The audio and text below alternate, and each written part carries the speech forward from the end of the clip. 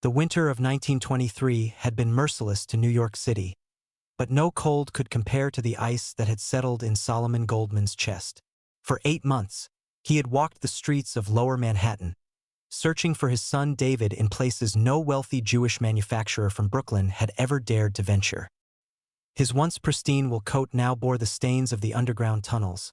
His carefully groomed beard had grown wild with streaks of premature silver, and his eyes had acquired the hollow look of a man who had stared too long into the abyss of his own failures as a father.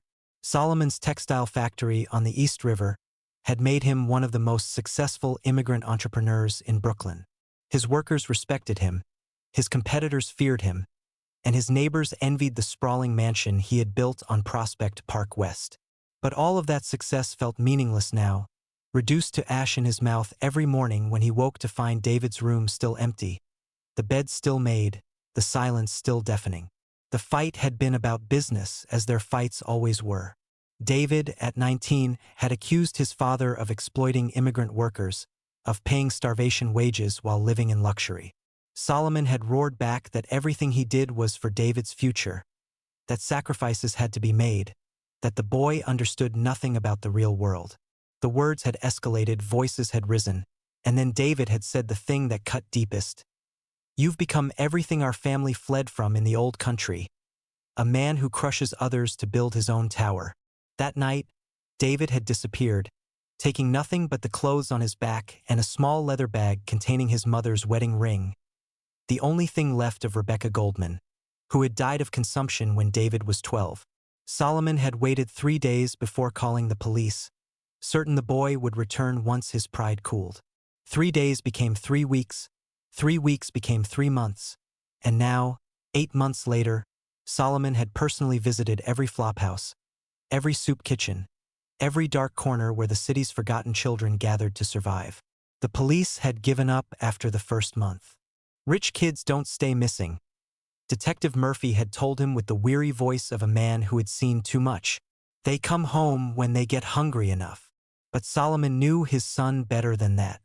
David had inherited Rebecca's stubborn streak, her iron will, and her absolute commitment to her principles. If David believed he was right, he would starve before admitting defeat. So Solomon had taken matters into his own hands, hiring private investigators who had led him down increasingly desperate paths. The first investigator had suggested David might have joined a labor union, fallen in with radical socialists who were always recruiting idealistic young men from wealthy families. The second had theorized that David had fled to California, chasing dreams of a different life. The third had taken Solomon's money and disappeared himself, leaving behind only a cryptic note suggesting that some searches were better left unfinished. It was Mordecai Rosen, Solomon's oldest friend and the rabbi who had married him to Rebecca 25 years ago, who had suggested the most painful possibility. Perhaps David doesn't want to be found, Solomon. Perhaps he's trying to teach you something by staying away. The words had hit like a physical blow, but they had also sparked a terrible realization. Solomon began to consider that his son might not be hiding from the world. He might be hiding from his father specifically. That revelation had led Solomon to the underground tunnels of Lower Manhattan, the abandoned subway construction sites, the basement speakeasies, and the network of hidden spaces where the city's most desperate residents carved out temporary homes. He had learned to navigate by the light of makeshift candles, to recognize the signs that marked safe passage versus dangerous territory, to speak the coded language of the streets that identified him as someone searching rather than threatening. The homeless children who lived in these shadows had initially been suspicious of this well-dressed man with his foreign accent and his obvious wealth. But Solomon had learned patience, bringing food instead of questions, offering help without demanding information in return. Slowly, carefully, he had built a network of informants who knew that the sad-eyed man with the graying beard was looking for his lost son, and that he paid well for reliable information. It was a girl named Sarah, no more than 14, with the sharp intelligence of someone forced to grow up too quickly, who finally gave Solomon the lead he had been praying for. She approached him near the coal yards on a bitter February morning, her breath visible in the frigid air as she whispered, "There's a boy matches your description living in the tunnels near the Manhattan docks. Dark hair, tall, talks like he had education. Stays with a colored girl. keeps to himself mostly. Solomon's heart had nearly stopped. He pressed a $5 bill into Sarah's hand, more money than she had probably seen in months, and followed her directions through a maze of loading docks, abandoned warehouses, and forgotten construction sites. The deeper they went, the more the city above seemed to fade away, replaced by a shadowy underworld where different rules applied, where survival trumped law, where people created their own families from the fragments of their broken lives. The entrance to the tunnel system was hidden behind a stack of coal crates, accessible only through a gap barely wide enough for a grown man to squeeze through. Solomon had to remove his coat and hat, crawling on his hands and knees through a passage that smelled of damp stone, rotting wood, and human desperation. The darkness was absolute until he emerged into a wider space lit by the flickering glow of several oil lamps positioned around what had once been a storage room for the old pneumatic postal system. And there, in the corner of that cold, damp space, Solomon Goldman found his son. David was thinner than Solomon remembered, his face gaunt with hunger, his clothes patched and repatched until they bore little resemblance to the fine garments he had worn 8 months ago. But his eyes were still the same, Rebecca's eyes, dark and intelligent and filled with a determination that could move mountains or break hearts.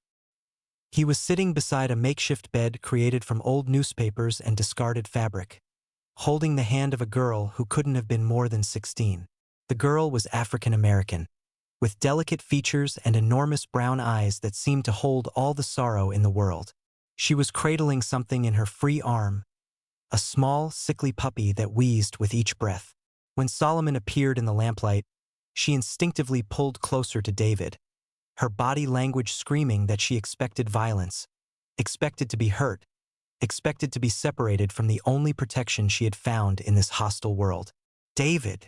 Solomon's voice came out as barely a whisper, thick with 8 months of grief and relief and desperate love.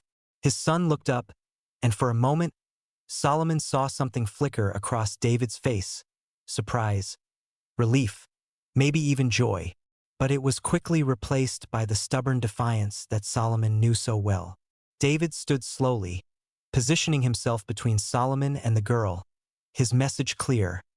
Whatever happened next, he would not abandon her. "Papa?" David said quietly, and the single word contained multitudes: acknowledgement, wariness, a question, and perhaps the faintest hint of an apology. Solomon took a step forward, his arms reaching instinctively toward his son, but the girl's voice stopped him cold.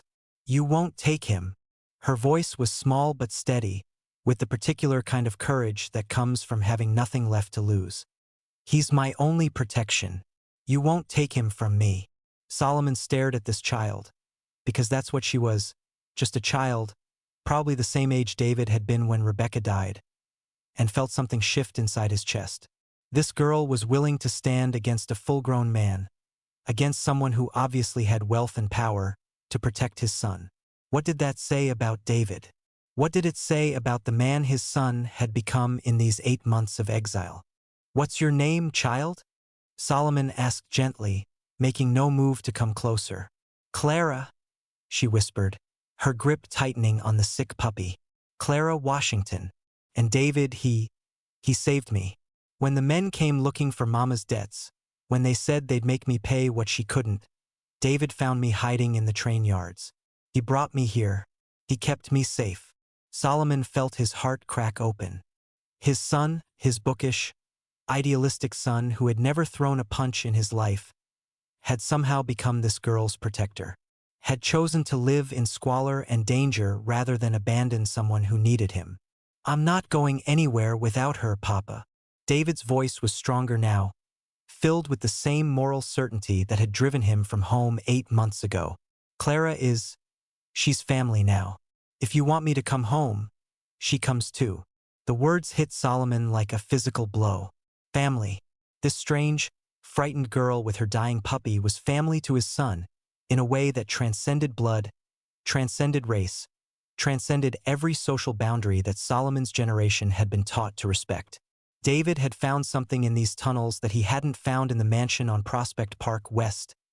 A sense of purpose, a reason to sacrifice, someone who needed him more than his own comfort. Solomon looked around the makeshift shelter, taking in the careful way David and Clara had organized their meager possessions. The small altar Clara had created in one corner with candles and a faded photograph of a woman who must have been her mother. The way they sat close together for warmth and comfort and protection. They had built a life here, these two lost children. It wasn't much of a life by most standards, but it was theirs, and they had chosen it together. "The puppy is sick," Solomon observed quietly. Clara's eyes filled with tears. "He's dying, I think, but I can't let him go. He's all I have left of before whatever tragedy had driven her into these tunnels, before whatever violence had killed her mother and left her alone in the world." Solomon reached into his pocket and pulled out his wallet, extracting several bills. "There's a veterinarian on Delancey Street," he said, holding out the money. "Dr. Kowalski. He's helped animals before. Tell him Solomon Goldman sent you." Clara stared at the money as if it might bite her, then looked up at David. Some silent communication passed between them, and finally, David reached out and took the bills. "Thank you, Papa," he said quietly, "but this doesn't change anything. Clara and we stay together." Solomon nodded slowly. "I understand, son. I think I'm beginning to understand a lot of things." But before anyone could say more, the sound of footsteps echoed from the tunnel entrance, followed by rough voices speaking in Italian. Clara went white, the puppy slipping from her suddenly nerveless fingers. "They found us," she whispered. "Oh God, they found us." The voices were getting closer, and Solomon could hear the metallic click of weapons being prepared. Whatever debts Clara's mother had left behind, whatever danger had driven these children into hiding, it had finally caught up with them. David grabbed Clara's hand, pulling her toward a different tunnel entrance, but they could already hear footsteps coming from that direction too. They were surrounded. "This way," Solomon said urgently, remembering the route he had taken to find them. "Through the coal storage area. I know another way out." As they began to move, Solomon caught sight of his son's face in the lamplight. David wasn't afraid. He was determined, protective, ready to fight for this girl he had chosen as family. In that moment, Solomon realized that he was no longer looking at his lost boy. He was looking at a man who had found his purpose in the most unlikely place, who had chosen love over comfort, sacrifice over safety. The storm that was about to break over their heads would test them all. But Solomon Goldman finally understood what his son had been trying to tell him 8 months ago. Sometimes the most important battles weren't fought for profit or position. They were fought for the people who had nowhere else to turn, no one else to depend on, no other hope in the world. The footsteps were getting closer, and gunshots had begun to echo through the tunnels. But for the first time in 8 months, Solomon Goldman was running toward something instead of away from it. He was running toward his son, toward the family David had chosen, toward whatever future they would build together, if they survived the night. Part 2. Danger from the Past and the Old House, points 4 to 5. The first gunshot shattered the oil lamp nearest to the tunnel entrance, plunging half of their makeshift shelter into darkness. Clara screamed, clutching the dying puppy to her chest as glass fragments rained down around them. David immediately threw himself over her, shielding her body with his own as Solomon frantically searched for another way out. "Gino Carullo!" a voice bellowed from the tunnel entrance, thick with an Italian accent and years of cigarettes. "We know you're in there, you little black witch. Your mama thought she could steal from us and die before paying? Well, debts passed down to children in our family." Solomon's blood ran cold. He had heard that name whispered in the darker corners of the garment district. Gino Carullo, nephew of the infamous Carullo crime family that controlled much of Lower Manhattan's illegal gambling, loan sharking, and protection rackets. If Clara's mother had borrowed money from them, if she had died owing the Carullos, then Clara was living under a death sentence that would follow her until she paid with her life or someone else's.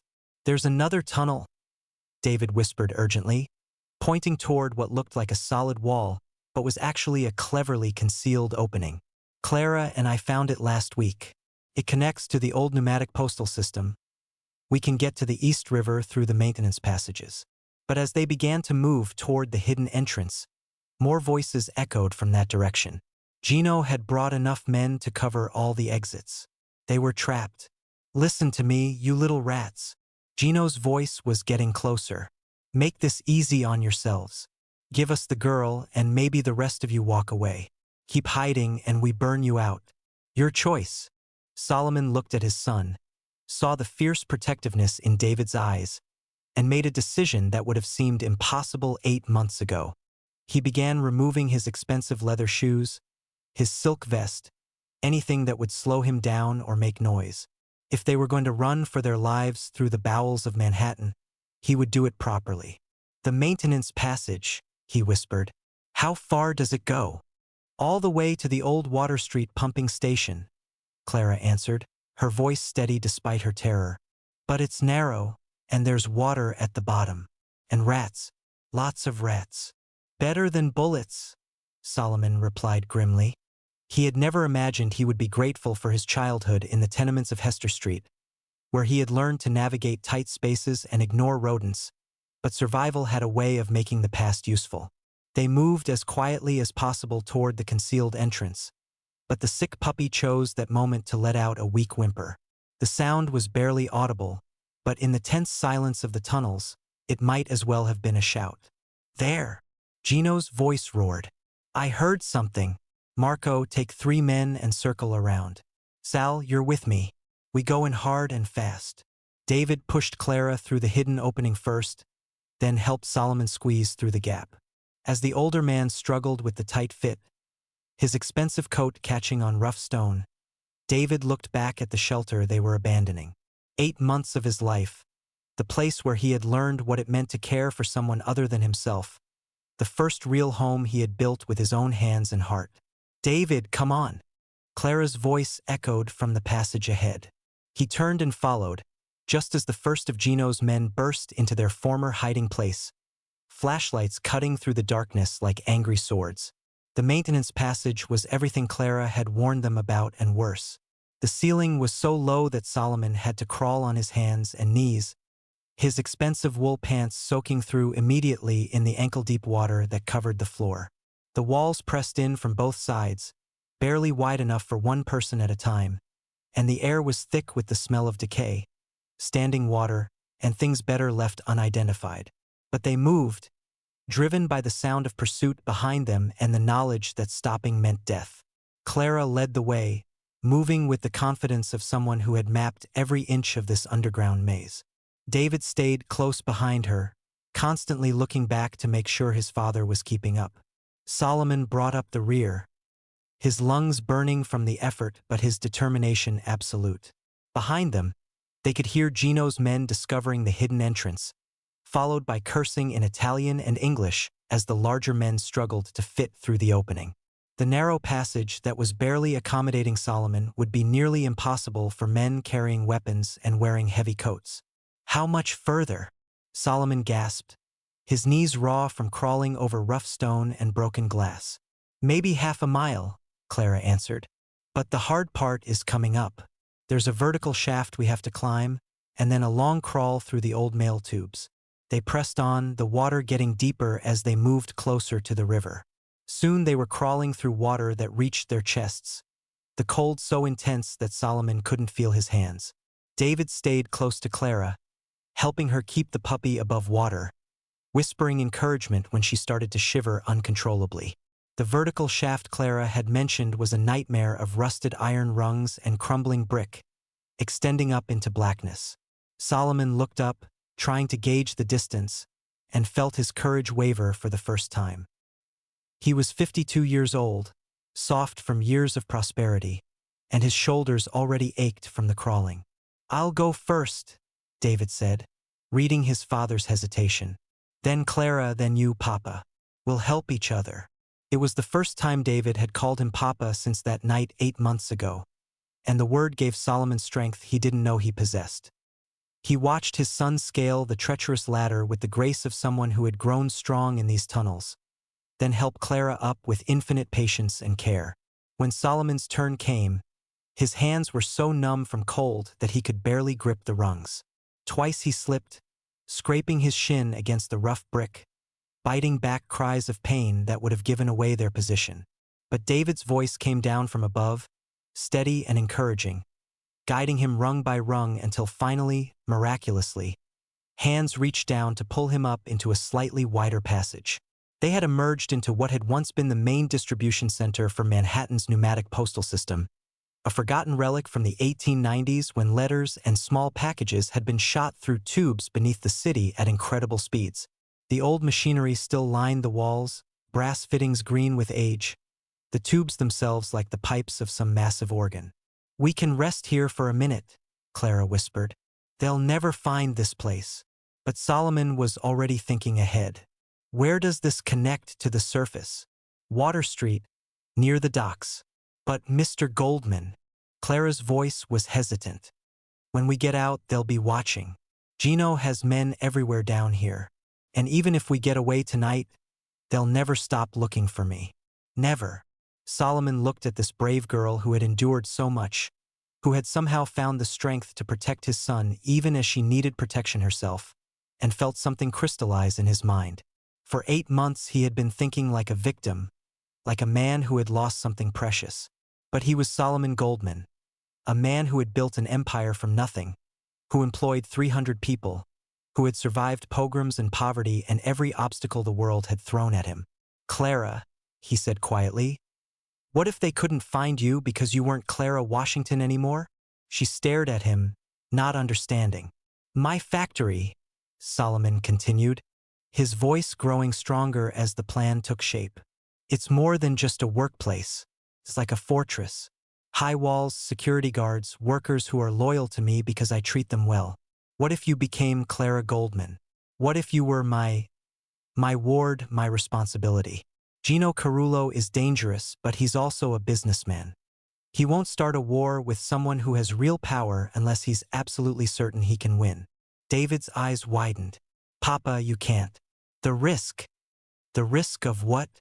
Living with purpose instead of just profit." Solomon reached out and took Clara's small, cold hand in his. "Child, I failed my son once by caring more about what people would think than about what was right. I won't make that mistake again." Clara began to cry, not from fear, but from something she had almost forgotten existed: hope. They made their way through the final passages in silence, each lost in their own thoughts about what came next. When they finally emerged through a concealed grate near the East River docks, the sun was beginning to rise over Brooklyn, painting the water gold and making even the industrial wasteland around them seem beautiful.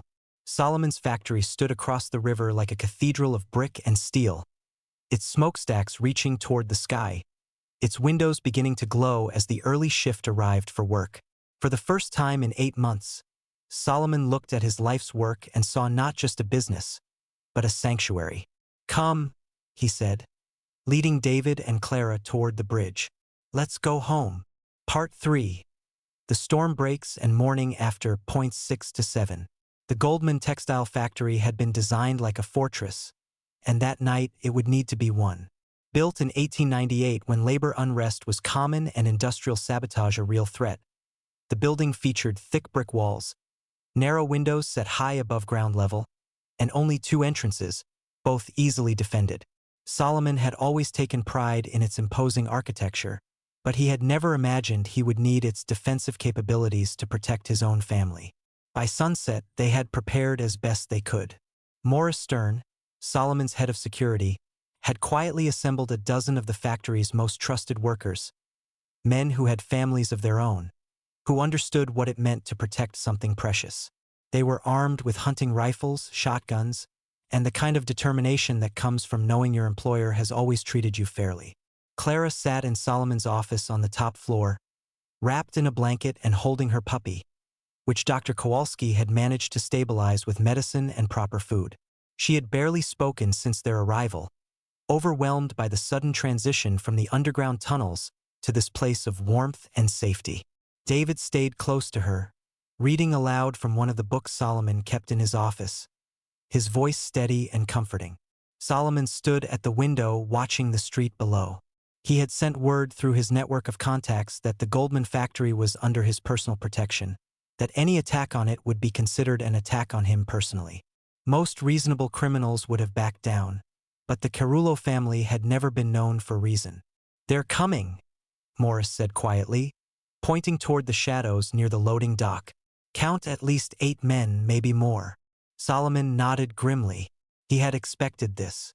Gino Carullo couldn't allow word to spread that a wealthy manufacturer had successfully defied him. It would be bad for business, bad for his reputation. The attack was inevitable. The first shots came just after midnight, shattering windows on the ground floor and sending everyone scrambling for cover behind the heavy machinery. Solomon's men returned fire immediately, their hunting rifles cracking like thunder in the confined space of the factory floor. The smell of gunpowder filled the air, mixing with the familiar sense of cotton fiber and machine oil. Gino had positioned his men well, using the loading dock and the narrow alley beside the factory to create crossfire.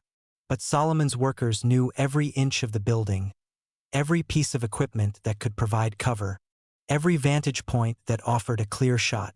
They moved through the factory like phantoms, appearing just long enough to fire, then disappearing behind massive textile looms and spinning wheels. David had wanted to join the fight, but Solomon had given him the most important job of all, protecting Clara. They stayed in the office, away from the windows, while the battle raged below. Clara held her puppy and tried not to flinch every time a bullet struck the building. David held her hand and told her stories about his mother, about the life they would build together once this nightmare was over. The fighting continued for what felt like hours but was probably only minutes. Solomon moved between defensive positions, coordinating his men, making sure no one was cut off or surrounded. He had never been in a gun battle before, but he found that the same skills that had made him successful in business, reading situations quickly, making decisions under pressure, inspiring loyalty in others, served him well in combat. It was Morris who spotted Gino trying to circle around to the back entrance, moving through the shadows with 2 of his men. Solomon's head of security was positioned on the second floor with a clear view of the rear courtyard, and his first shot took down one of Gino's companions immediately. But Gino was craftier than Solomon had given him credit for. While his men kept up the frontal assault, drawing attention and return fire, the crime boss had used the distraction to get inside the building. He appeared on the main factory floor like a specter, moving between the machines with deadly purpose. Solomon saw him first, emerging from behind a massive cotton gin with a pistol in each hand. Their eyes met across the factory floor, and Solomon understood that this had become personal for both of them. This wasn't just about Clara's debt anymore. It was about respect, about power, about who would control their small corner of Manhattan. They fired simultaneously. Solomon's shot went wide, chipping brick near Gino's head. Gino's bullet caught Solomon in the shoulder, spinning him around and sending him crashing into a stack of cotton bales. The pain was immediate and overwhelming, but Solomon forced himself to stay conscious, to keep moving, because he knew that stopping meant death. Above them, Clara heard the shots and knew instinctively that something had gone wrong. Despite David's protests, she grabbed the small revolver that Morris had left in the office for emergencies. She had never fired a gun in her life, but she had watched her mother clean and load the pistol she kept hidden under their bed. Back when they still had a bed. Back when they still had a home. David tried to stop her as she headed for the stairs, but Clara was surprisingly strong for her size, driven by a fierce determination to protect the people who had risked everything for her. She made it to the factory floor just as Gino was advancing on the wounded Solomon, his pistol raised for the killing shot. "Hey!" Clara shouted, her young voice cutting through the noise of battle. Gino turned, surprised to see a teenage girl holding a gun almost too big for her hands. He smiled, a cold expression that held no humor. Well, the little debt collector comes to me after all." He began to turn his pistol toward her, but Clara was already pulling the trigger. The recoil knocked her backward. The noise was deafening, and for a moment she thought she had missed entirely. Then Gino staggered, looked down at the spreading red stain on his white shirt, and fell forward onto the factory floor. The silence that followed was almost as shocking as the gunfire had been. Gino's remaining men, seeing their leader down, began to retreat toward the exits. Solomon's workers let them go. The message had been sent. The point had been made. The Goldman factory was not to be trifled with. David reached Clara first, wrapping his arms around her as she began to shake with the realization of what she had done. Solomon struggled to his feet, pressing his hand against his wounded shoulder, and looked at this brave girl who had just saved his life. "Clara," he said softly, "you saved us all." The morning brought police, reporters, and questions that Solomon answered carefully and strategically. He told them about Clara's situation, about the threats from the Carullo family, about his decision to offer her protection. He made it clear that he had acted in self-defense, that his factory had been attacked by criminals, that everything he had done was legal and justified. But more importantly, he made a public statement that would be printed in every newspaper in the city. Miss Clara Washington is now under the protection of the Goldman family. She is my ward, my responsibility, and any threat against her will be considered a personal attack on me and everything I represent. The message was clear to anyone who might be listening. Clara was no longer a vulnerable orphan hiding in tunnels. She was a Goldman now, with all the protection and power that name carried in New York City.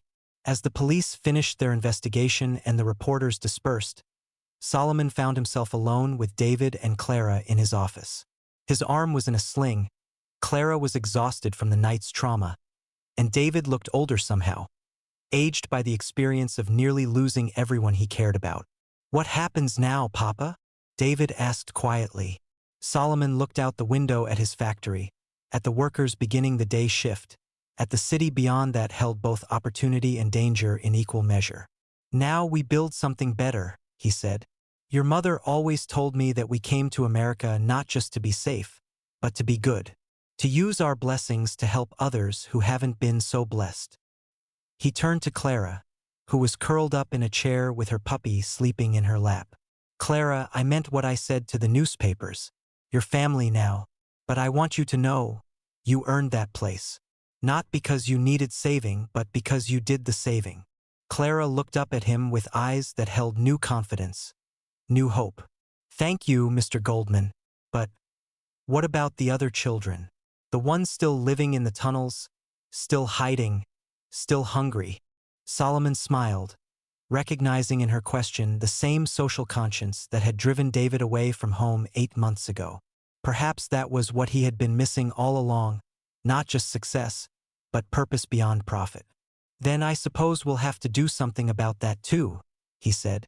"All of us, together." Part 4. Truth, New Beginnings, and the Storm Continues. Points 8 to 10. The Goldman Mansion on Prospect Park West had never hosted a dinner quite like this one. Around the mahogany table that had once been reserved for business associates and social climbers now sat an unlikely family. Solomon at the head, his wounded arm still in a sling but his eyes brighter than they had been in months. David to his right, looking more at peace than he had since his mother's death. Clara to his left, wearing a simple but well-made dress that Molly, the housekeeper, had altered to fit her small frame. Morris Stern, the security chief who had become a trusted friend. And Dr. Kowalski, who had agreed to stay for dinner after checking on Clara's puppy. The conversation flowed easily, a mixture of languages and backgrounds that somehow harmonized into something beautiful.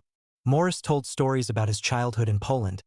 Dr. Kowalski shared medical tales that made Clara laugh for the first time since anyone could remember. And David spoke passionately about his plans to help establish a proper shelter for the homeless children still living in Manhattan's underground. Solomon watched it all with the contentment of a man who had finally understood what true wealth looked like.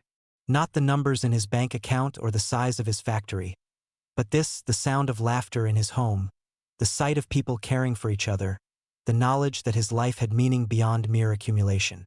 "Papa," David said as Molly served dessert, "I've been thinking about what you said, about using our resources to help the children in the tunnels. What if we converted one of the old warehouses near the factory? Created a real shelter with beds and hot meals and maybe even a school?" Solomon nodded approvingly. "We'll need to work with the city, get proper permits, make sure everything is legal and safe. But yes, I think that's exactly what we should do." Clara looked up from her plate, her eyes shining. "Could we really do that? Really help them?"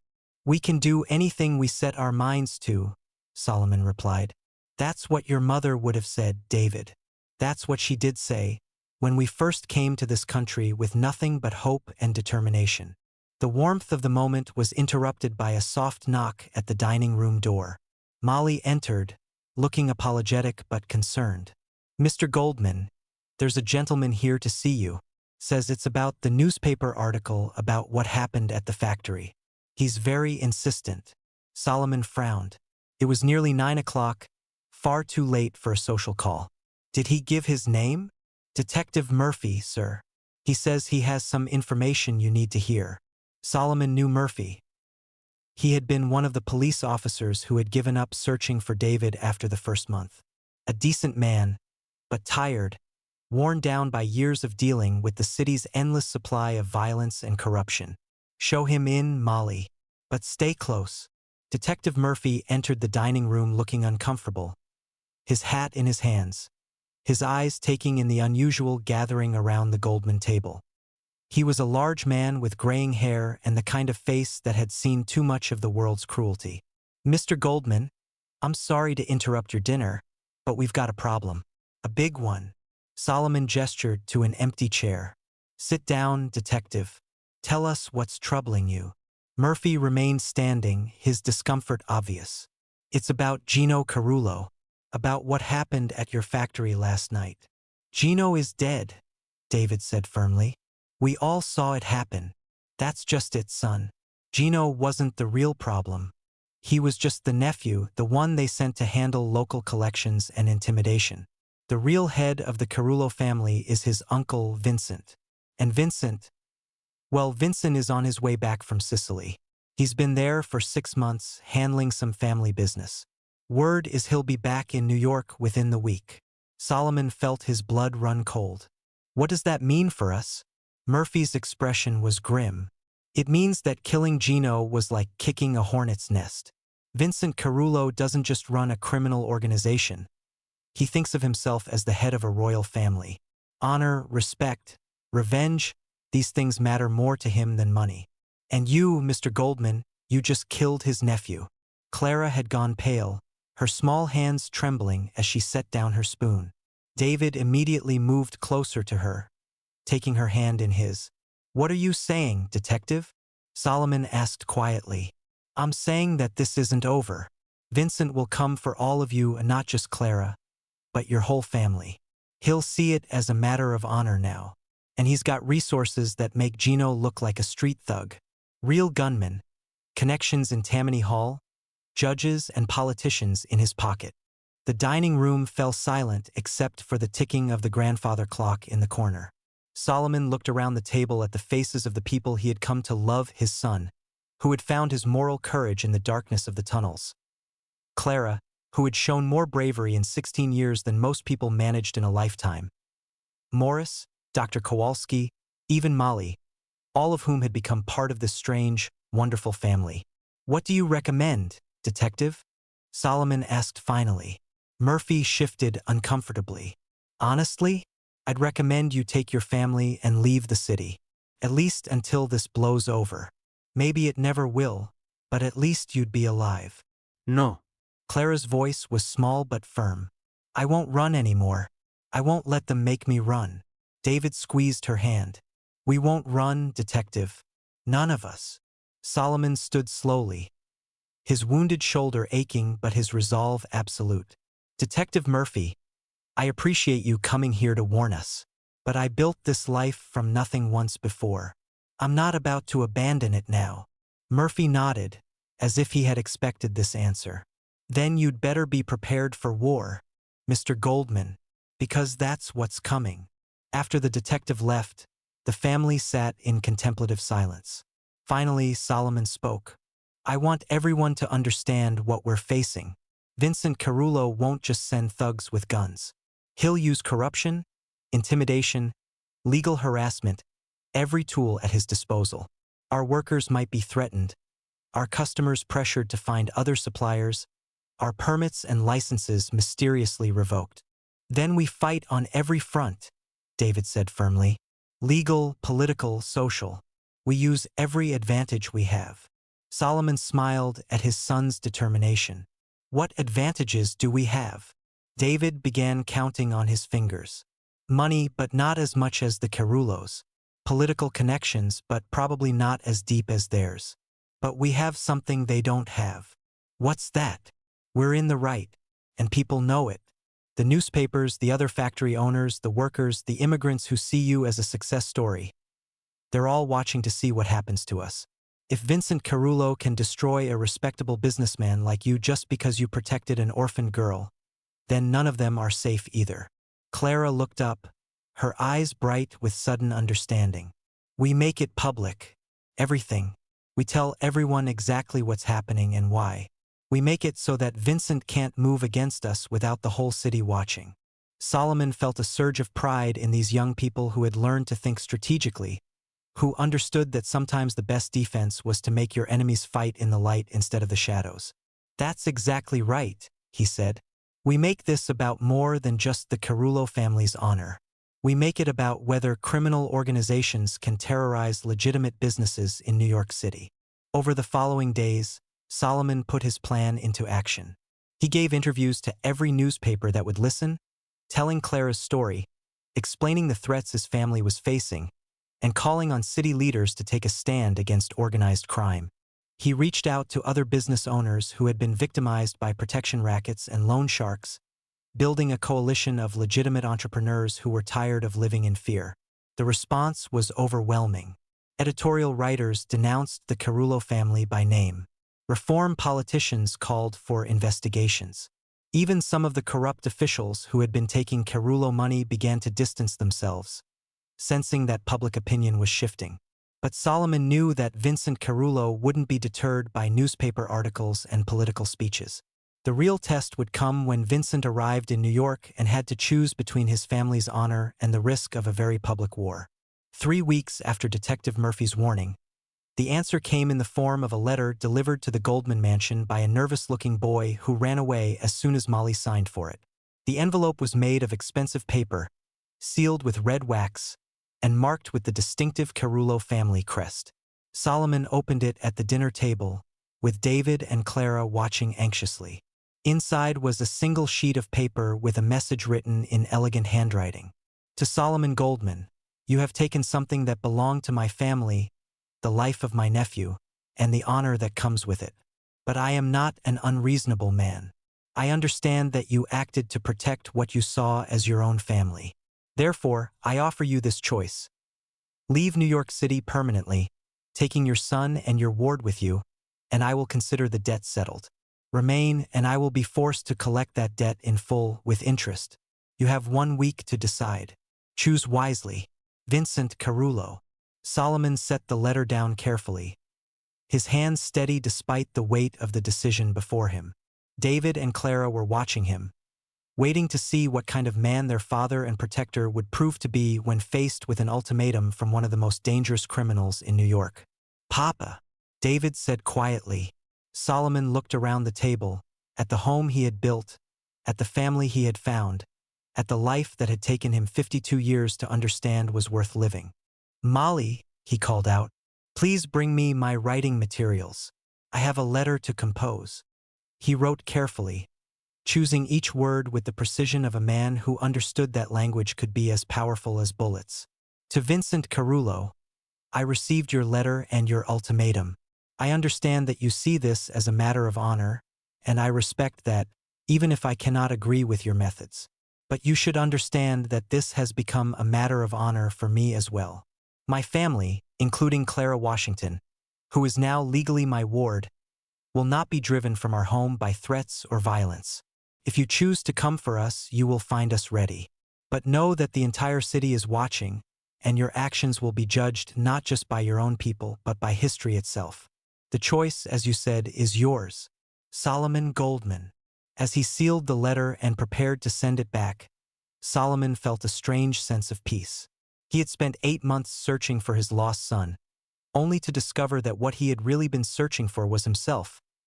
The man his wife had believed he could become. The father David had needed him to be. The protector Clara deserved. The storm that Vincent Carullo would bring might destroy everything Solomon had built. But it would not find them unprepared, and it would not find them alone. They had each other, they had their principles, and they had the kind of love that was worth fighting for, worth dying for if necessary. Outside, snow began to fall on Brooklyn, covering the city in a blanket of white that made everything look clean and new. But Solomon Goldman knew that spring was coming, and with it, whatever future they would build together, if they survived to see it. The story was far from over. In fact, it was just beginning. Part 5. The Return of Vincent Carullo, Extended Development. 5 days after Solomon's letter was sent, the answer came not in words but in action. It began with small things. A brick thrown through the window of Dr. Kowalski's clinic with a note reading, "Friends of Goldman are enemies of Carullo." Then Morris Stern's apartment was broken into. Nothing stolen but everything destroyed. A clear message that nowhere was safe. The newsstand where Solomon bought his morning paper was vandalized. The elderly Italian owner beaten so badly he required hospitalization. Vincent Carullo had returned to New York, and he was methodically dismantling Solomon's world piece by piece. But Vincent was more sophisticated than his nephew Gino had been. Where Gino relied on brute force and intimidation, Vincent understood the intricate web of corruption, favors, and fear that truly controlled the city. Within a week of his return, Solomon's textile factory found itself subject to surprise inspections from the fire department, the health department, and the building commission. Each inspection found violations that had never existed before, fines that threatened to bankrupt even a successful business. "They're bleeding us dry," Morris reported during an emergency meeting in Solomon's office. "The permits we need for the children's shelter have been mysteriously lost. 3 of our biggest customers have canceled their orders, claiming they've found better prices elsewhere. And the bank." He hesitated, clearly reluctant to deliver more bad news. "What about the bank, Morris? They're calling in your loans. All of them. They want full payment within 30 days, or they'll foreclose on the factory." Solomon sat back in his chair, feeling the weight of Vincent Carullo's systematic destruction of everything he had built. This wasn't just revenge. It was a masterclass in how to destroy a man without firing a single shot. David, who had been pacing by the window, suddenly stopped. "Papa, what if we're thinking about this wrong? What if Vincent's sophistication is actually his weakness?" Solomon looked at his son with interest. "What do you mean?" Gino was a thug. When he wanted something, he came with guns and threats. People were afraid of him, but they also hated him. Vincent is different. He works through the system, through legitimate channels. He's making himself look respectable. Clara, who had been sitting quietly in the corner with her fully recovered puppy, looked up with sudden understanding. "But that means he has to care about his reputation, about how things look." David nodded excitedly. "Exactly. What if we forced him to show his true face? What if we made it impossible for him to destroy us quietly?" Solomon felt a smile tugging at his lips. His son had inherited more than just Rebecca's moral compass. He had also inherited her strategic mind. "What are you proposing?" "A public challenge. We invite Vincent to a meeting somewhere very public, very visible. We make it clear that we're not hiding, not running, not afraid. And we do it in a way that makes him look weak if he refuses." Over the next 2 days, Solomon put his son's plan into motion. He took out a full-page advertisement in the New York Times, addressed directly to Vincent Carullo. "Mr. Carullo, you have made your position clear through your actions against my family and business. I believe in settling disputes like civilized men, through honest conversation rather than intimidation and corruption. Therefore, I invite you to meet with me this Sunday at 2 p.m. in Washington Square Park, in front of the Arch, where the citizens of New York can witness our discussion. If you are truly the man of honor you claim to be, you will accept this invitation. If you do not, the people of this city will draw their own conclusions about your character. Respectfully, Solomon Goldman." The advertisement caused a sensation. Every newspaper in the city picked up the story. Editorial writers debated whether Solomon was brave or foolish. Bookmakers began taking bets on whether Vincent would actually show up, and if he did, whether Solomon would survive the encounter. But Solomon had calculated correctly. Vincent Carullo's entire reputation was built on the idea that he was a man of honor, a leader who commanded respect rather than just fear. To ignore a public challenge would make him look weak, cowardly, unworthy of the power he wielded.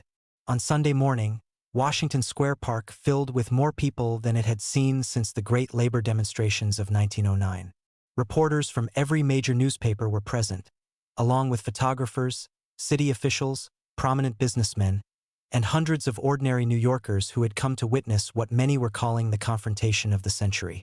Solomon arrived precisely at 2 p.m., dressed in his finest suit, walking with the dignity of a man who had nothing to hide. David and Clara flanked him, both of them nervous but determined to stand by their father's side. Morris and a half-dozen of Solomon's most loyal workers formed a protective semicircle behind them, their presence a statement that Solomon Goldman did not stand alone. Vincent Carullo arrived 10 minutes later, and Solomon had to admit that the man knew how to make an entrance. He came in a black Cadillac, accompanied by 6 men in expensive suits who moved with the fluid grace of professional killers. Vincent himself was smaller than Solomon had expected, perhaps 50 years old, with silver hair and the kind of handsome, aristocratic features that made him look more like a senator than a crime boss. The crowd fell silent as the 2 men approached each other. Solomon could feel hundreds of eyes watching, could see the reporters scribbling frantically in their notebooks, could sense that this moment would be remembered long after both men were dead. "Mr. Goldman," Vincent said when they were close enough to speak without shouting. His voice was cultured, with only the faintest trace of an Italian accent. "You requested this meeting. I am here. Thank you for coming, Mr. Carullo. I wanted to speak with you about your nephew, about my ward Clara, and about the future of our 2 families." Vincent glanced at Clara, his expression unreadable. "My nephew is dead, killed by that child while attacking your property. These are facts that cannot be changed." "They are facts," Solomon agreed, "but they are not the whole truth. Your nephew came to kill a 16-year-old girl because her dead mother owed your family money. He came with guns in the middle of the night to murder a child. Is this the honor your family represents?" A murmur ran through the crowd. Vincent's jaw tightened, but his voice remained calm. "My nephew was collecting a legitimate debt. Your interference in family business led to his death."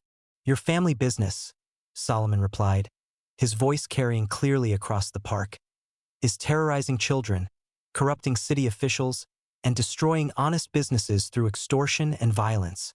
Is this what you want your legacy to be, Mr. Carullo? Is this what you want the people of New York to remember about the Carullo name?" Vincent took a step closer, and Solomon could see the rage burning behind his controlled facade. "You think your newspaper advertisements and public speeches protect you, Goldman? You think these people," he gestured dismissively at the crowd, "will remember your name in a year? In 5 years? I think," Solomon said quietly, "that they will remember a man who stood up to a bully, and they will remember what happened to him." For a long moment, the 2 men stared at each other. Then Vincent smiled, a cold expression that never reached his eyes. "Very well, Mr. Goldman. You want to make this public, we make this public. But understand, this is not over. This will never be over. Not until honor is satisfied." "Then let honor be satisfied now," Solomon replied. "Your nephew is dead. Clara is under my protection. Call the debt settled, Mr. Carullo. Walk away, and let us both build something better than this cycle of violence and revenge." Vincent's smile widened. "You still don't understand, do you? This was never about money, never about debts. This is about respect. About showing the world that the Carullo family cannot be defied without consequences." He turned to address the crowd directly, his voice carrying the authority of a man accustomed to command. "People of New York, you see before you 2 different ways of living. Mr. Goldman believes in newspaper articles and public meetings, in laws and police and the protection of society. I believe in family, in honor, in the understanding that some debts can only be paid in blood." The crowd stirred uneasily, sensing that they were witnessing something more dangerous than a simple business dispute. "Choose carefully which world you want to live in," Vincent continued, Because this is not just about one old Jew and one colored girl. This is about whether men like me, men who built this city while your politicians made speeches, will continue to have a place in it. Solomon felt the moment slipping away from him. Vincent was masterfully turning this from a confrontation about crime and corruption into something larger, more primal. A clash between old-world honor and new-world law, between tradition and progress. But before Solomon could respond, Clara stepped forward. The crowd fell completely silent as the small, dark-skinned girl walked toward Vincent Carullo, showing no fear despite facing one of the most dangerous men in New York. When she was close enough to touch him, she stopped and looked up at his face. "Mr. Carullo," she said, her young voice carrying clearly in the afternoon air. "I want to tell you about your nephew." Vincent frowned, clearly not expecting this. "What about him?" "The night he came for me, the night he died, he said something. He said his family would never stop hunting me, never let me rest, never allow me to be safe. But he also said something else." Clara paused, and Solomon could see that she was choosing her words carefully, understanding that what she said next might determine all their fates. "He said he was tired. Tired of being afraid all the time. Tired of hurting people. Tired of living in a world where honor meant causing pain. He said he wished he could be something different, something better." Vincent's expression had changed, the cold mask slipping slightly. "You're lying." "I'm not," Clara replied simply. "In his last moments, your nephew wasn't thinking about honor or respect or family debts. He was thinking about what kind of man he wanted to be. And I think he wanted to be the kind of man who protected people instead of hurting them." The silence that followed was profound. Solomon could see emotions warring in Vincent's face. Grief, rage, doubt, and something that might have been hope. Finally, Vincent spoke, his voice much quieter than before. "What are you saying, child?" Clara looked back at Solomon and David, drawing strength from their presence, then turned to face Vincent again. "I'm saying that maybe this doesn't have to be about honor anymore. Maybe this can be about something better. About building instead of destroying. About protecting instead of punishing." She paused, then added with the simple wisdom of someone who had survived more than most adults. "Your nephew is dead, Mr. Carullo, but the world he died in doesn't have to stay the same." Part 6. The Choice and Unexpected Alliance. Vincent Carullo stood in the center of Washington Square Park, surrounded by hundreds of witnesses, facing a 16-year-old girl who had just offered him something he hadn't expected: a chance at redemption.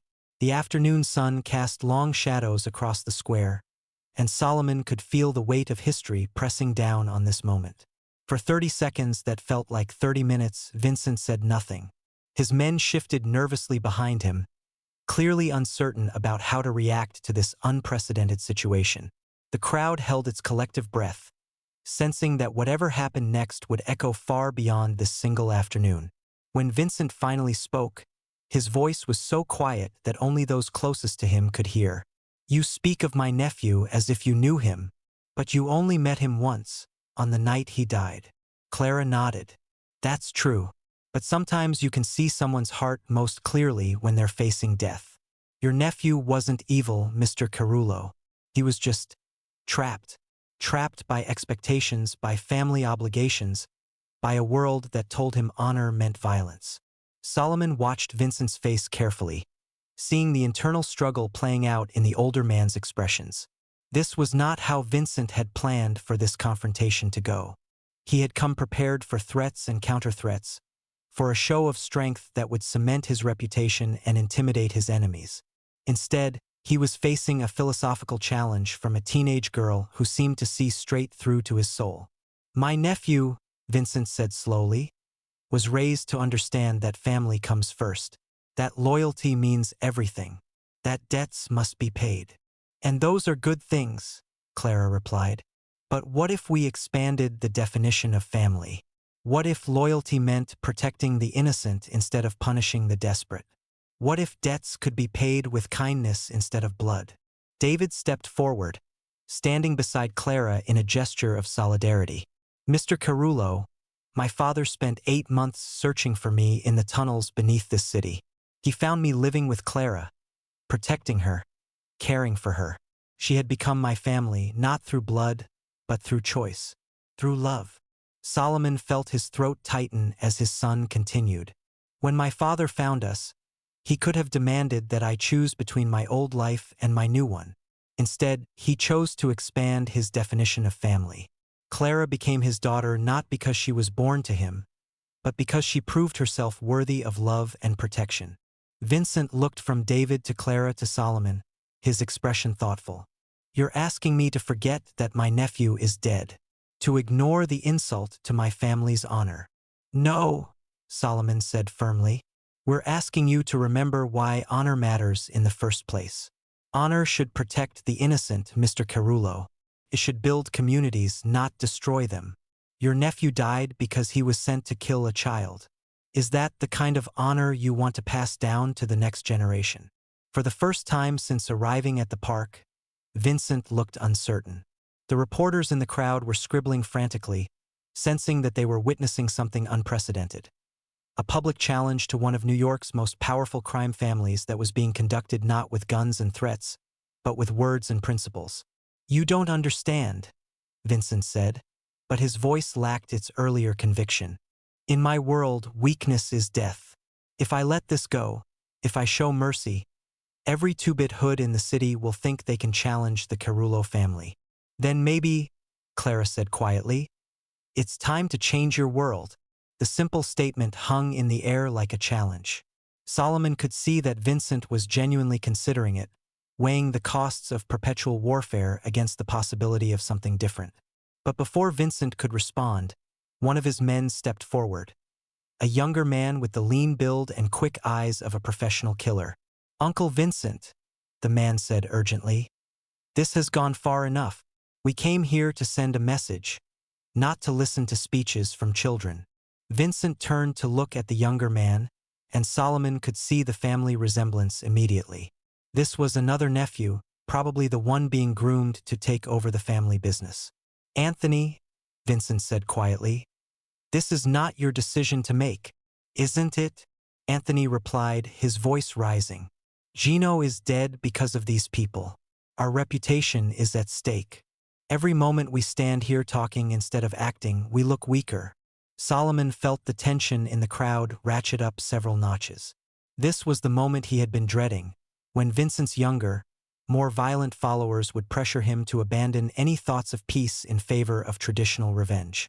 Anthony turned to address the crowd directly, his voice carrying the same authority as his uncle's but with an edge of barely controlled violence. You want to know what honor looks like? It looks like loyalty. It looks like never forgetting your family. It looks like making sure that anyone who hurts a Carullo pays the price. He pulled back his coat, revealing the handle of a pistol tucked into his waistband. Several women in the crowd screamed, and people began backing away, creating a wider circle around the confrontation. Anthony, no. Vincent's voice cracked like a whip, but his nephew ignored him. This ends now, Anthony declared, his hand moving toward his weapon. Starting with the girl who killed my cousin. But before Anthony could draw his pistol, Morris Stern stepped between him and Clara, his own weapon already in his hand. The crowd erupted in screams and shouts as people scattered in all directions, desperately seeking cover. Nobody moves, Morris shouted, his voice cutting through the chaos. Everybody stays calm. Solomon's heart was pounding as he watched his carefully planned public confrontation spiral into exactly the kind of violence he had been trying to avoid. But then, incredibly, Vincent Carullo stepped between his nephew and Morris. Put the gun away, Anthony, Vincent said firmly. Uncle Vincent, they're making us look weak. No, Vincent replied, his voice carrying absolute authority. You're making us look weak. A man who draws a gun on a child in front of witnesses isn't strong. He's desperate. Anthony stared at his uncle in shock. You're going to let them get away with killing Gino? Vincent looked around the park, taking in the hundreds of faces watching this drama unfold. The reporters documenting every word. The police officers who were beginning to arrive at the edges of the crowd. Gino is dead, Vincent said quietly. But the question isn't whether we can add more bodies to the pile. The question is whether we're strong enough to build something better. He turned to face Solomon, Clara, and David again. When he spoke, his words carried the weight of a man making a decision that would reshape his entire world. "Miss Washington," he said formally, "I accept your apology for my nephew's death." Clara blinked in surprise. I never apologized, Mr. Carullo." Vincent smiled, and for the first time the expression seemed genuine. "No, you didn't, but you offered me something more valuable than an apology. You offered me a chance to be the kind of man my nephew might have become if he had lived in a different world." He turned to Anthony, who was still staring at him in disbelief. "Put the gun away, nephew. We're done here." "Uncle Vincent, we're done," Vincent repeated, his voice allowing no argument. Anthony reluctantly let his coat fall back over his weapon, but his expression promised that this conversation was far from over. Vincent turned back to Solomon. "Mr. Goldman, I want to propose something that neither of us expected when we came here today." Solomon waited, his heart still racing from the near violence. "You spoke of building something better," Vincent continued, "of expanding the definition of family, of honor that protects instead of punishes. What if we tried it?" "What exactly are you suggesting?" Vincent gestured toward Clara. "This young lady has shown more courage today than most men show in a lifetime. She faced down armed killers to protect your son.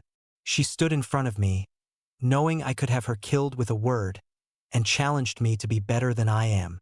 He paused, choosing his words carefully. "In my world, such courage deserves recognition, protection, respect."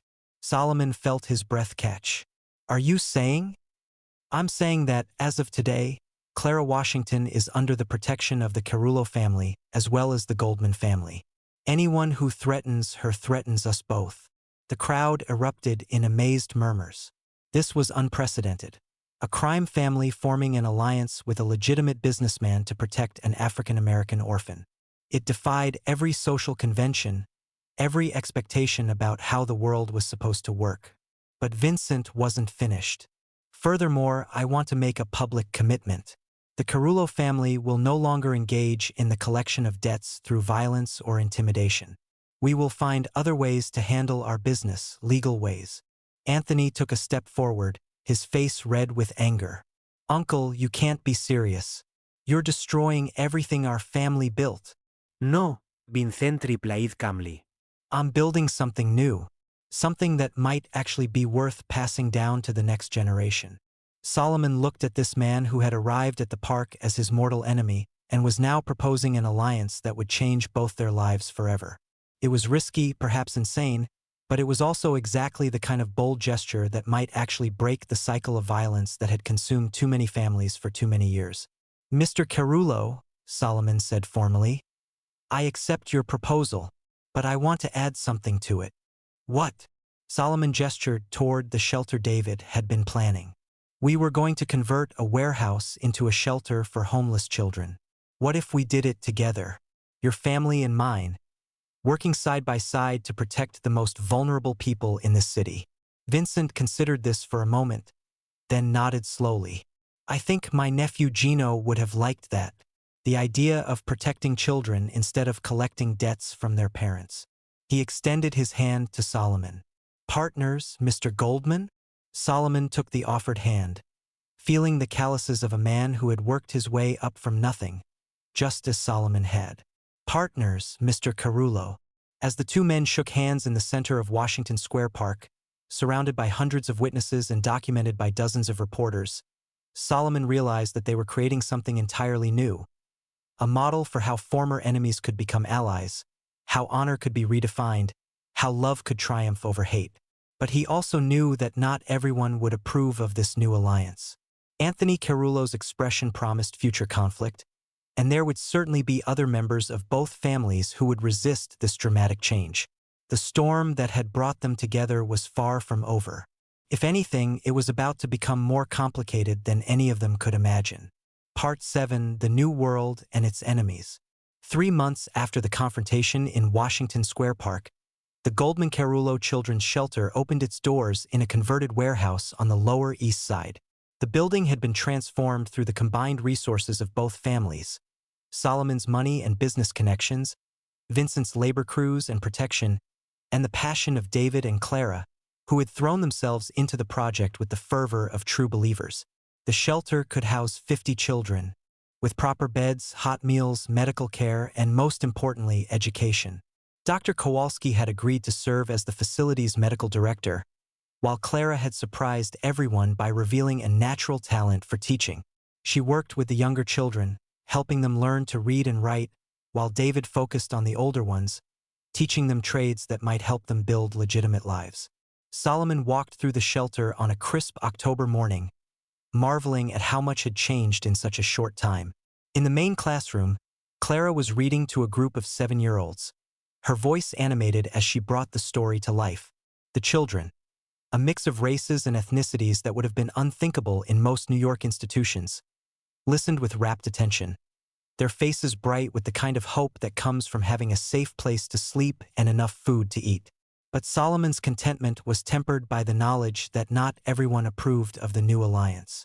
The newspapers had been divided in their coverage, some praising the unprecedented cooperation between former enemies, others warning about the dangers of legitimizing organized crime. More troubling were the reports Morris brought him of grumbling within both the Goldman and Carullo organizations. "Some of your workers are nervous," Morris reported during their weekly security briefing. "They wonder if associating with the Carullos will bring trouble down on the factory.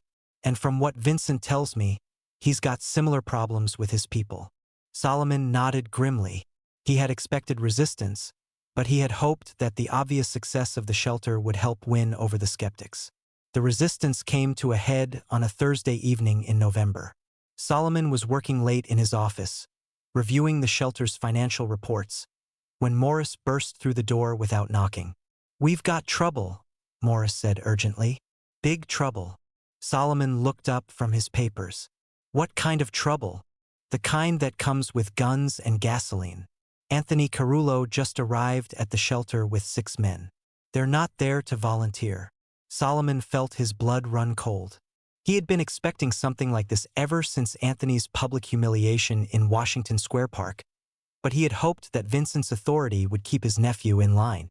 "Where's Vincent?" "Out of town. Some business in Philadelphia. Won't be back until tomorrow." Solomon was already reaching for his coat. "Get the car. And call David. Tell him to get Clara and the children out of the building immediately." "Already tried. The phone lines to the shelter have been cut."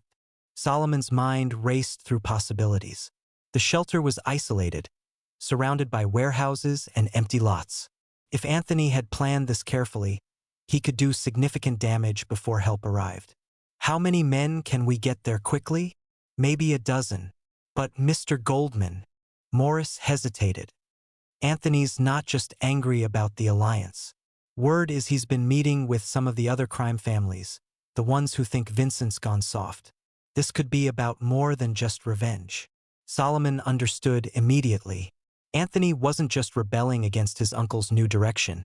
He was trying to stage a coup, to take over the Carullo organization by proving that Vincent's peaceful approach was a sign of weakness.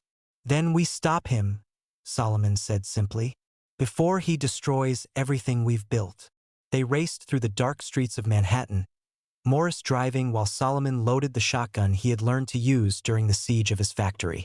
Behind them, a car full of Solomon's most trusted workers followed, armed and determined but clearly nervous about what they were heading into. When they arrived at the shelter, Solomon's worst fears were confirmed. Anthony and his men had barricaded themselves inside the building, and smoke was beginning to seep from the windows of the ground floor.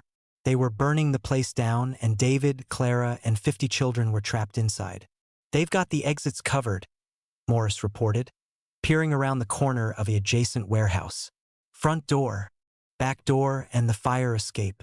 Looks like they're trying to force everyone out into the open." Solomon studied the building, looking for weaknesses, alternative entrances, anything that might give them an advantage. Then he remembered something from the construction phase. There was an old coal chute that connected to the basement, a relic from when the building had been heated by coal furnaces. "Morris, Take half the men and create a distraction at the front entrance. Make noise, draw their attention, but don't get yourselves killed. I'll take the others and try to get in through the basement. Mr. Goldman, that's suicide. You don't know what's waiting in there. My son is in there, Solomon replied firmly. My daughter is in there. 50 children who depend on us for protection are in there. I'm not leaving them. Solomon and his men made their way around to the back of the building, where the old coal chute was hidden behind a rusted metal grate.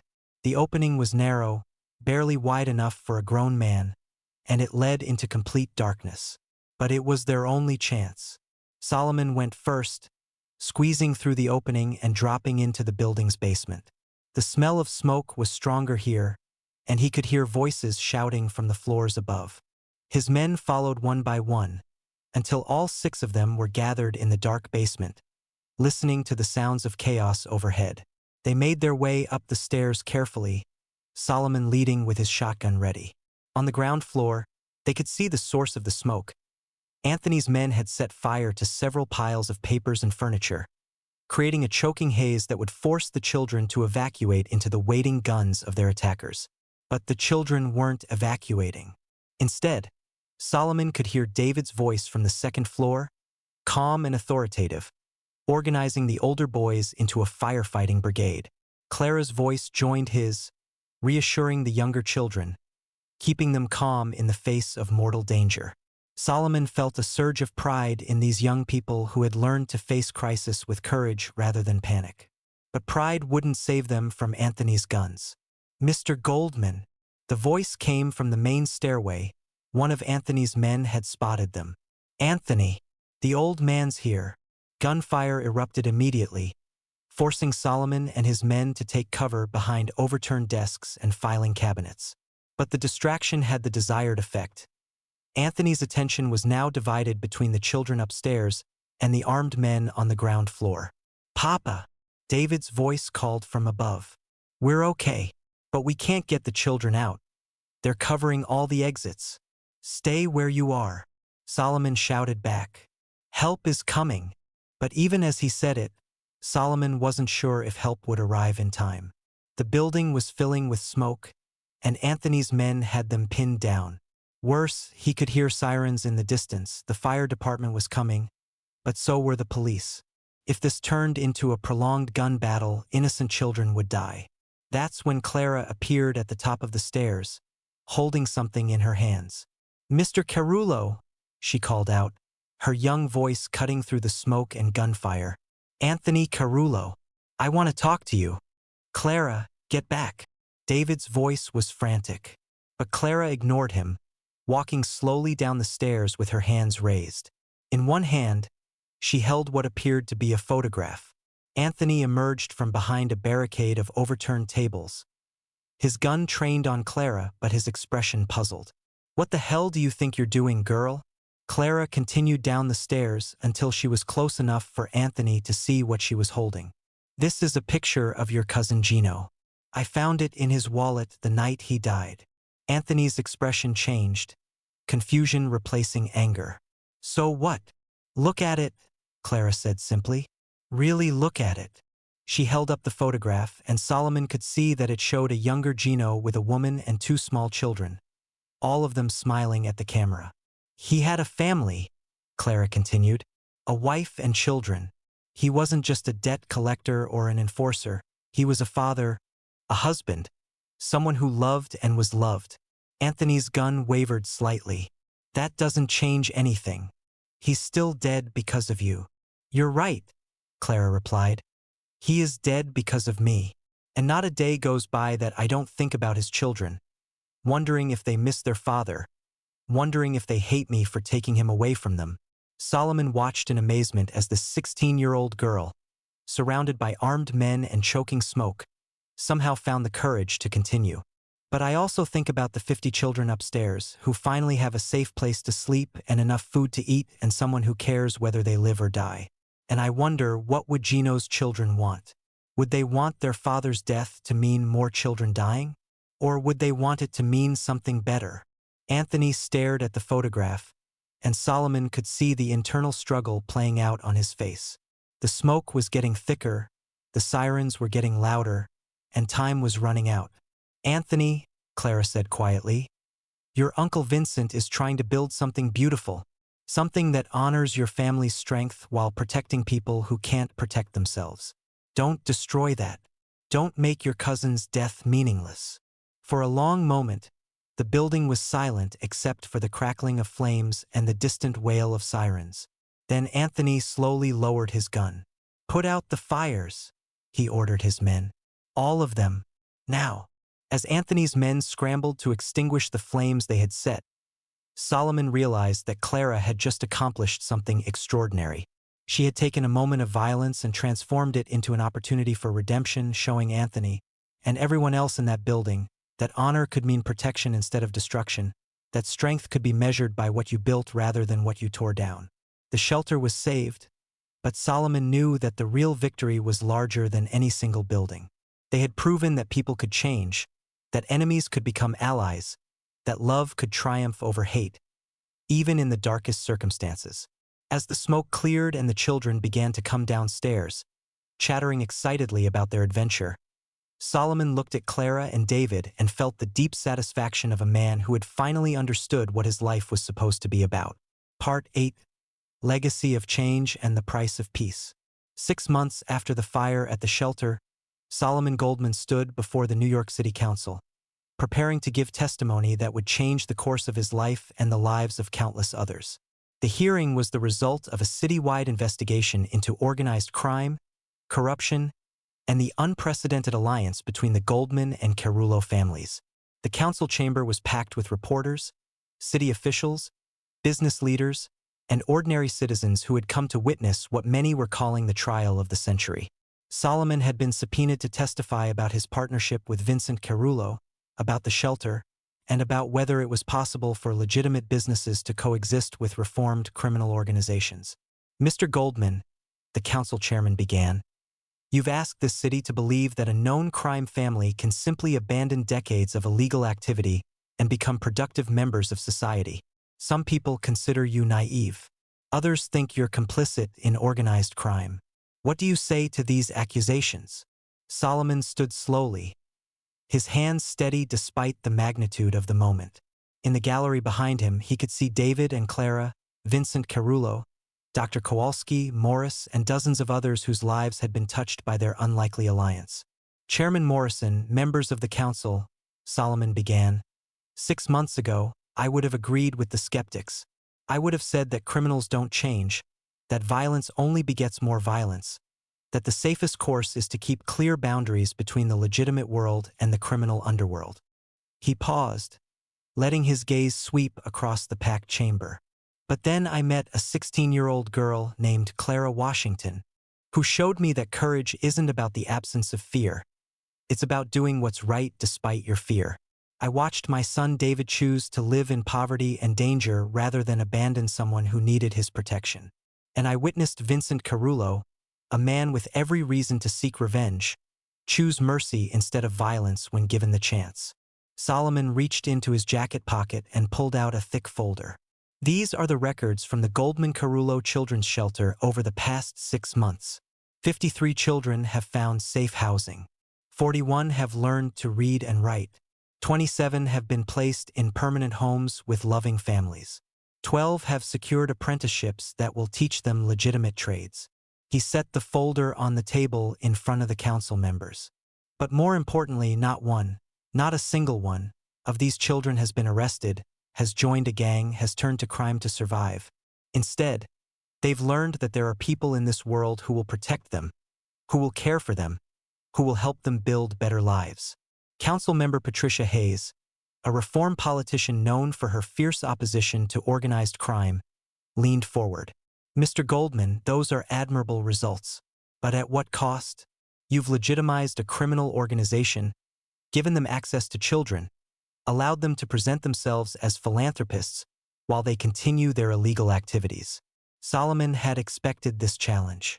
"Councilwoman Hayes, with respect, Vincent Carullo has not engaged in any illegal activities since our alliance began.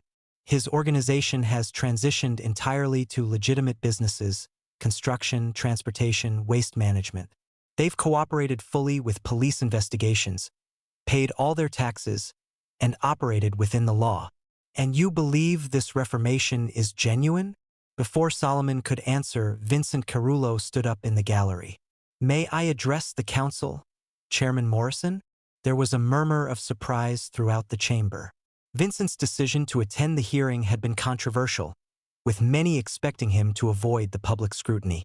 Mr. Carullo, the chairman said carefully, you are not scheduled to testify today. I understand that, sir. But I believe the council deserves to hear directly from me about the changes in my organization. After a brief consultation with his colleagues, Chairman Morrison nodded. You may speak, Mr. Carullo, but understand that anything you say here is part of the public record and may be used in future legal proceedings. Vincent made his way to the witness table, moving with the same quiet dignity Solomon had observed during their first meeting in Washington Square Park. When he spoke, his voice carried clearly throughout the chamber. Members of the council, my name is Vincent Carullo, and for 23 years, I was the head of a criminal organization. I ordered people beaten, businesses destroyed, debts collected through violence and intimidation. I justified these actions by calling them family obligations, matters of honor, the price of survival in a hostile world.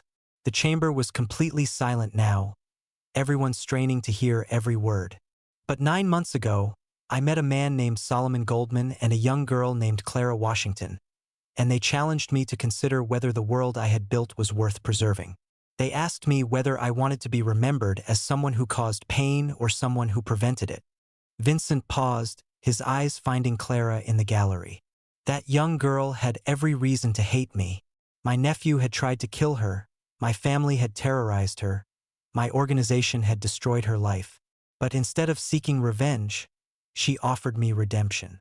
She showed me that true strength comes not from inspiring fear, but from earning respect. He turned back to face the council members. I stand before you today to make a public commitment. The Carullo organization will never again engage in violence, intimidation, or any illegal activity. We will continue to operate legitimate businesses, to support the shelter, and to prove that even the most hardened criminals can choose a different path. Councilwoman Hayes was not convinced. Mr. Carullo, you're asking us to take the word of a man who has spent decades lying, cheating, and killing. Why should we believe you now? Vincent reached into his pocket and pulled out a folded document.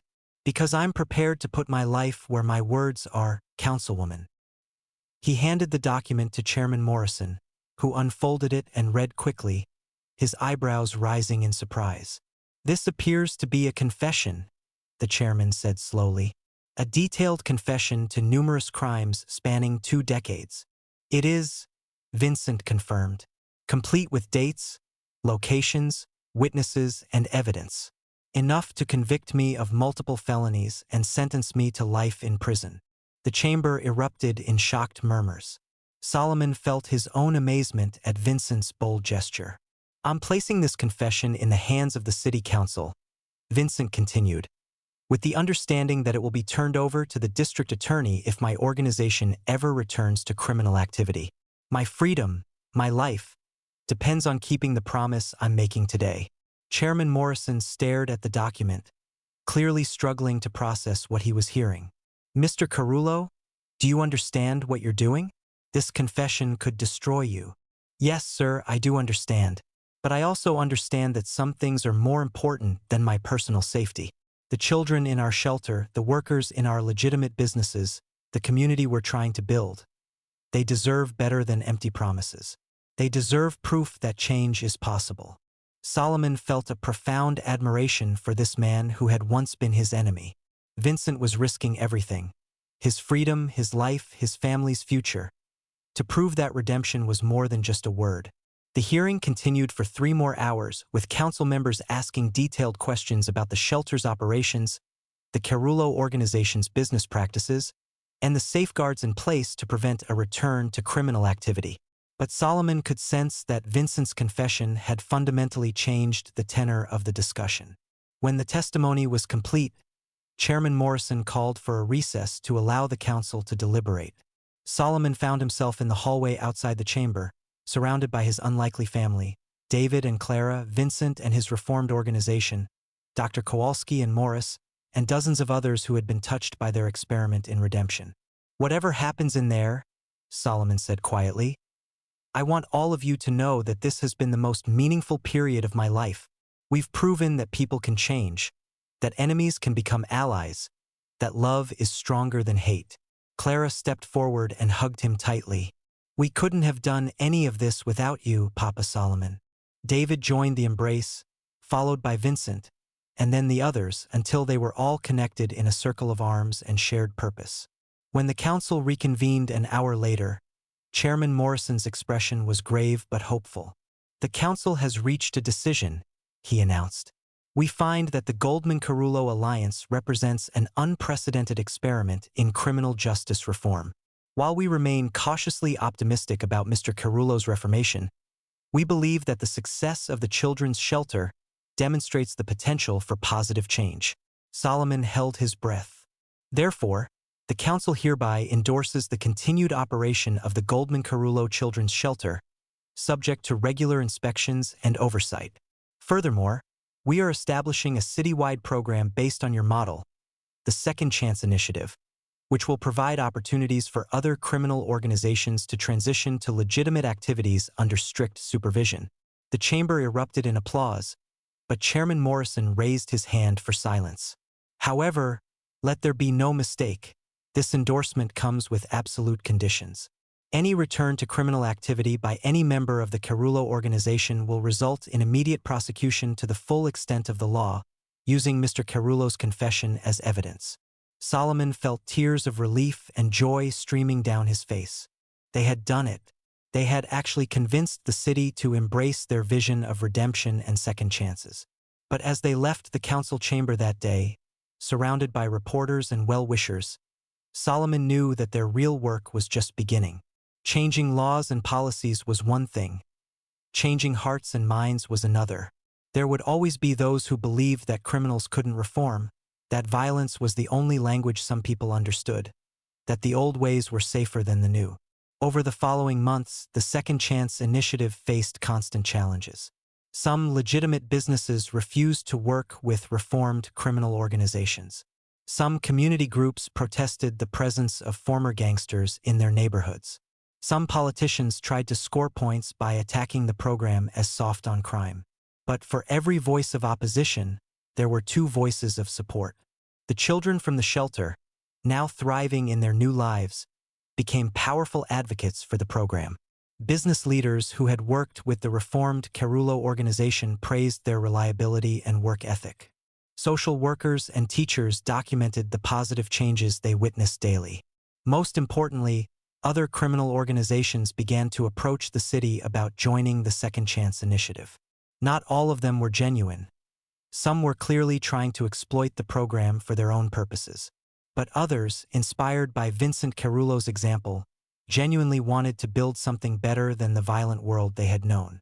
2 years after that first confrontation in Washington Square Park, Solomon stood in the main hall of the 4th Goldman-Carullo shelter, watching Clara teach a reading class to a group of former gang members who had decided to get their high school diplomas.